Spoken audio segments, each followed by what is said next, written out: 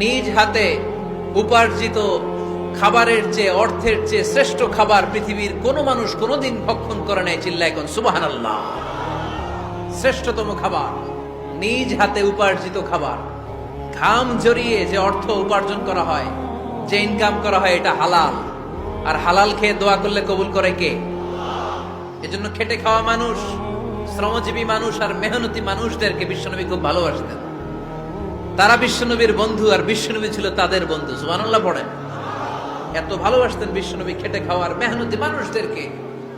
সব সময় বিষ্ণু ইসলাম তাদের জন্য দোয়া করতেন। এজন্য যারা খেটে খায় তারা কপালওয়ালা, তারা মুস্তাজাবুদ দাওয়া। তারা কি? মুস্তাজাবুদ দাওয়া মানে এমন ব্যক্তি, যে ব্যক্তি দোয়া করতে দেরি হয় কিন্তু দোয়া কবুল হতে দেরি হয় না। আপনারা এখানে ব্যবসা করেন কে কে? দেখি তো, হাত তোলেন তো। ব্যবসা, মাশাআল্লাহ, অনেক ব্যবসায়ী আছে তো দেখি।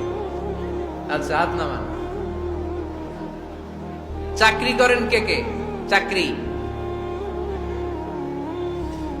চাকরিও তো অনেক করে দেখি, হাত নামান। প্রবাসী, ছুটিতে দেশে আসছেন। হুজুর আমি আছি, কই? আপনি দেখতে আসছেন? মাশাআল্লাহ। কোন দেশে থাকেন? সৌদি আরব। আলহামদুলিল্লাহ। সৌদিতে ভাল লাগে নাকি সৌদি স্বপ্নের দেশ, খাটতে খাটতে জীবন শেষ? ইনশাআল্লাহ। আচ্ছা, ইউনিভার্সিটির স্টুডেন্ট আছো কারা কারা দেখি?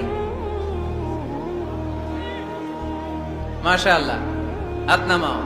ক্লাস 5 থেকে ইন্টারমিডিয়েট পর্যন্ত পড়াশোনা করতেছো, অথবা দাখিল আলিম পর্যন্ত, কারা কারা দেখি?